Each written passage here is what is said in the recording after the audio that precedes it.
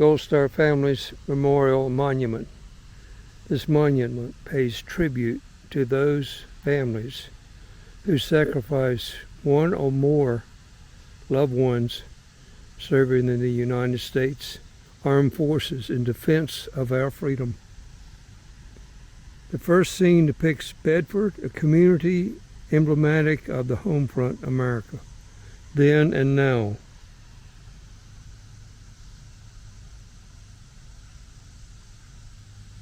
The second scene represents the families who remain behind, providing love and support for their loved ones who answer the call to serve our country. The third scene depicts patriots in harm's way, protecting America and the freedoms we hold dear. The fourth scene represents the fallen who made the ultimate sacrifice in defense of our country, a stark reminder that freedom is never free. The missing man in the center is a reminder of the profound absence felt by survivors.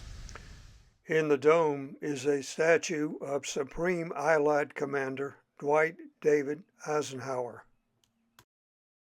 The pedestals are busts of his staff who helped plan and execute this massive operation. This was a symbol. This was his address to the soldiers just before the invasion was launched. Soldiers, sailors, and airmen of the Allied Expeditionary Force, you are about to embark upon the great crusade toward which we have striven these many months. The eyes of the world are upon you. The hopes and prayers of liberty-loving people everywhere march with you, in company with the brave allies and the brothers in arms on other fronts. You will bring about the destruction of the German war machine, the elimination of Nazi tyranny over the oppressed peoples of Europe, and security for ourselves in a free world. Your task will not be easy. Your enemy is well trained, well equipped, and battle hardened. He will fight savagely. But this is the year 1944. Much has happened since the Nazi triumphs of the 1940-41. The United Nations have inflicted upon the Germans great defeats in open battle, man-to-man. Our air offensive has seriously reduced their strength in the air and their capacity to wage war on the ground. Our home fronts have given us an overwhelming superiority in weapons and munitions of war and placed at our disposal a great reserve of trained fighting men. The tide has turned. The free men of the world are marching together in victory. I have full confidence in your courage, devotion to duty, and skill in battle. We will accept nothing less than full victory. Good luck, and let us all beseech the blessings of the Almighty God upon this great and noble undertaking. Dwight D. Eisenhower.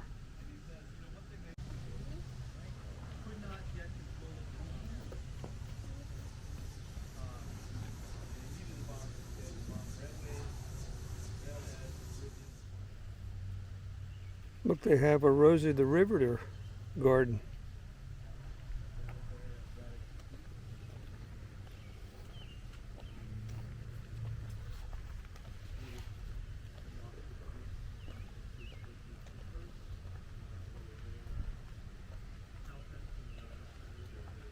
Back down to the Eisenhower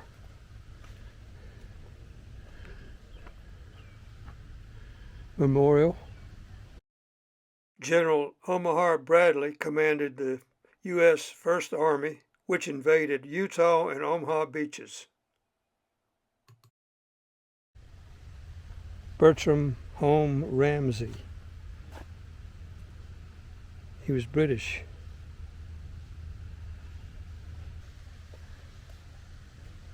Arthur William Teller,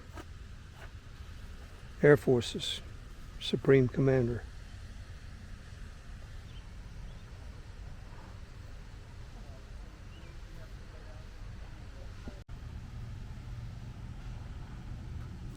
Dwight David Eisenhower.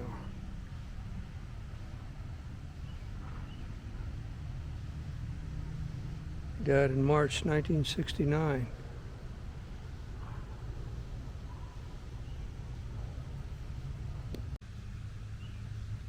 This is taken from a photo of him chatting with one of the soldiers who was part of the invasion force.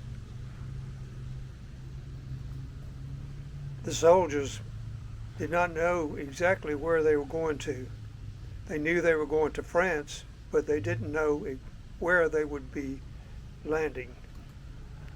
Only the officers and NCOs knew where they would go. Above General Eisenhower is a map of the area where the assault would take place. Secrecy was necessary to keep the German High Command off guard. The site chosen was a 60-mile stretch of beach on the coast of Normandy. Montgomery, Bernard Law Monte, Montgomery, British Army. Leigh Mallory, Tifford Leigh Mallory, what?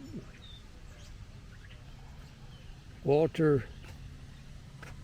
Beadle Smith, Chief of Staff, Supreme Headquarters, Allied Expeditionary Dictionary Force. These plaques commemorate the institutions that trained citizens and officers for the war. Virginia Military Institute, Virginia Polytech Institute, United States Military Academy, United States Naval Academy, and the Citadel College of South Carolina. Sunday, July 16, 1944, the family of Raymond and Bedford Hobeck heard a knock on their door.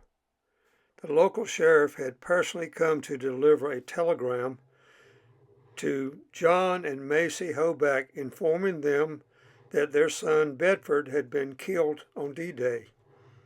The next day, the devastated family received a second telegram. Raymond was missing in action. Later, he would be confirmed dead. Lucille Hobeck, teenage sister of Bedford and Raymond, would later say that after these devastating telegrams, my parents were never the same. In early August, the family received a package in the mail from a West Virginia soldier they did not know. Inside was the black leather-bound Bible Miss Hobeck had given Raymond in 1938. The soldier, Harold Creighton, of the 43rd Amphibious Truck Company, explained that he had found the Bible on Omaha Beach and picked it up to keep it safe. He was unaware of Raymond's fate.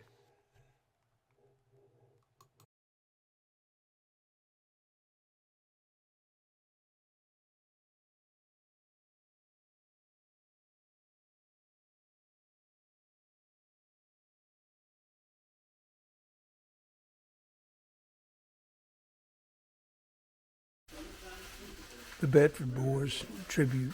We also welcome the many families of veterans who are with us now. Company A, 1st Battalion of the 116th Infantry Regiment, 29th Infantry Division. 26 men were from Bedford, Virginia, and within 9 minutes, 20 were killed in action. Forever, these men were known as the famous Bedford Boys, and Bedford, Virginia would be known as the American community that lost the most men per capita on the day of the invasion. They have been interred with full military honors in the Normandy American Cemetery.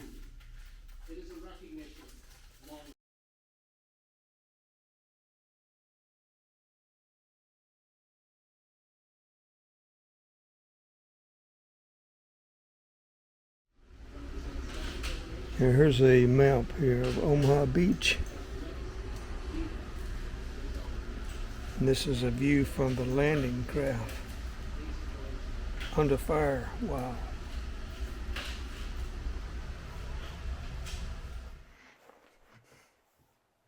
B-17 bomb tags. On each mission, radio operator Louis Evering would collect one bomb tag for mementos. They completed 45 bombing missions.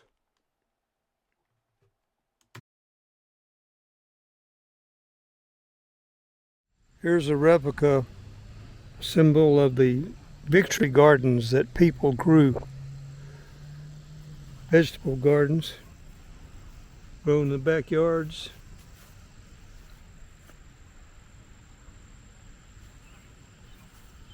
Their contribution to the war effort.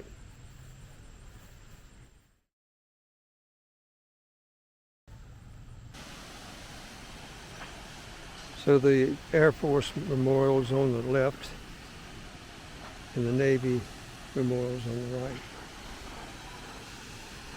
And the troops who stormed the beaches are honored and memorialized and symbolized by this beach area and the walls that they had to scale. So this is a replica of a plywood landing craft.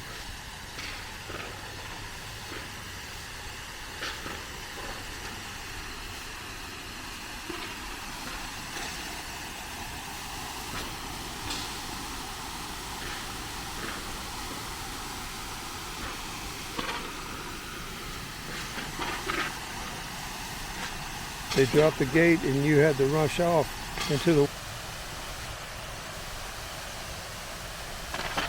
This is symbolizing the bullets striking. Those are part of the obstacles.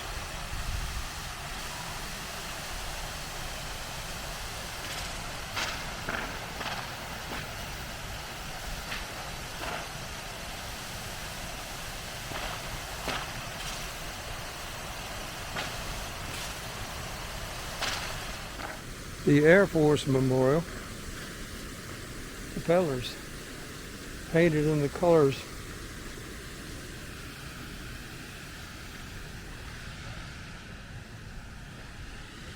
This was called a grasshopper. It's a J3.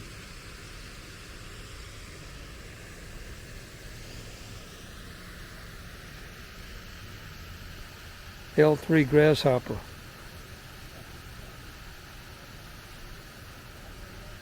They use these things as jeeps. Jeeps in the air.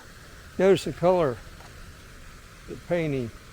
That's how they identified Allied aircraft. And they put these on just a few days before the invasion. Swabbed them on with mops.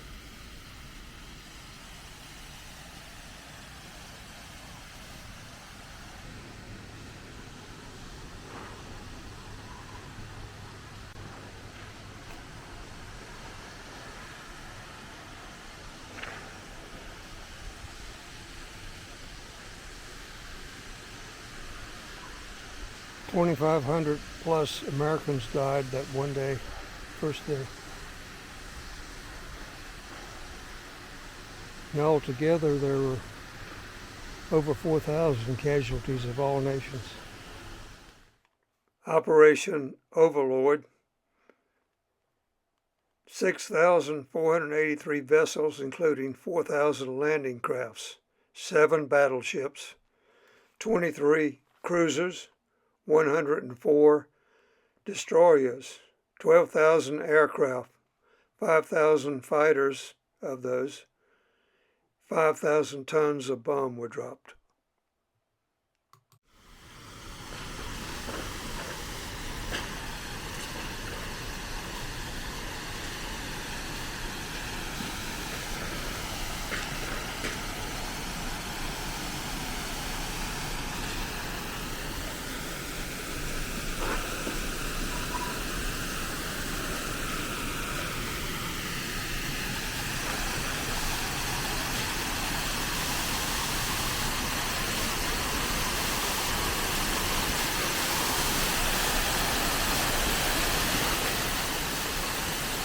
They had to scale a seawall.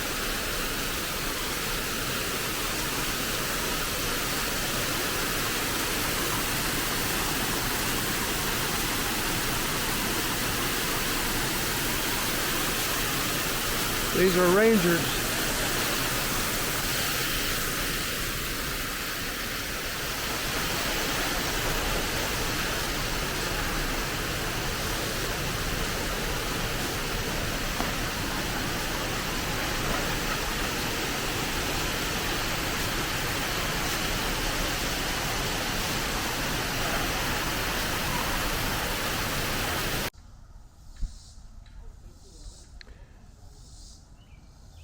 The lines and the symmetry of this place are incredible.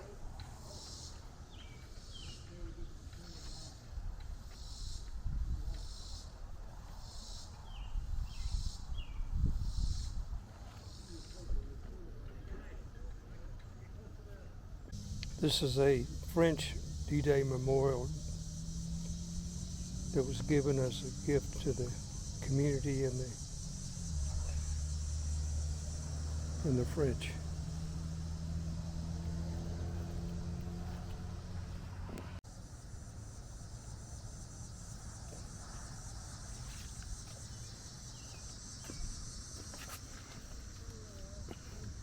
This was done by a French sculptor for honoring the First World War, and it was damaged during the D-Day invasions. That's why the gap in the head there and the neck.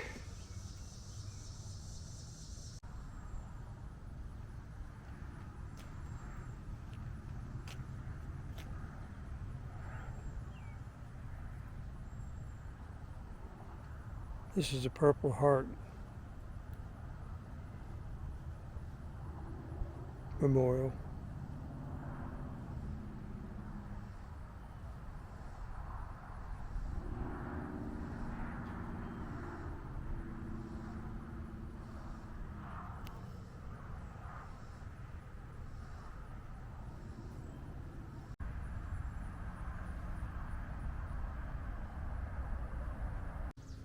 Harry Truman, the only president to have experienced combat in World War I.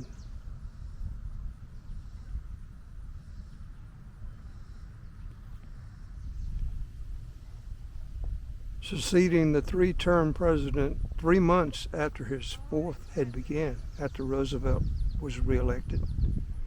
Truman faced daunting challenges and decisions, not the least among them using nuclear weapons to end the war. Others were the founding of the United Nations, implementation of the Marshall Plan, formulation of the Truman Doctrine, and subsequent unfolding of the Cold War, the Berlin Airlift, the North Atlantic Treaty Organization, Chinese Civil War, and Korean War.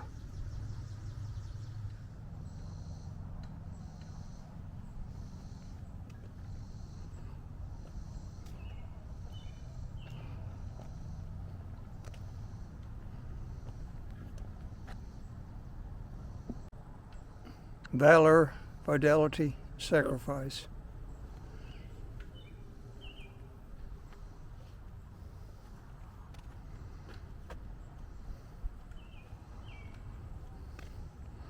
Look at this old Dodge four-wheel drive. Fuel tanks on the running board.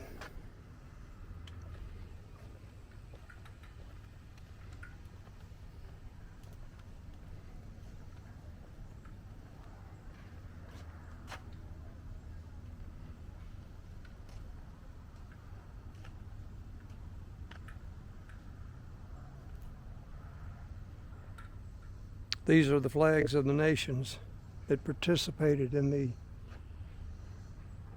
operation.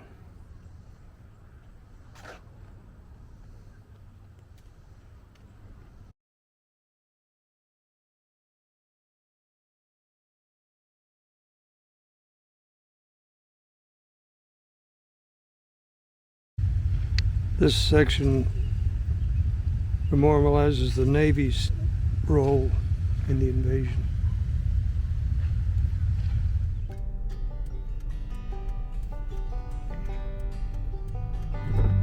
This is downtown Bedford, and this is the Bedford Boys Tribute Center.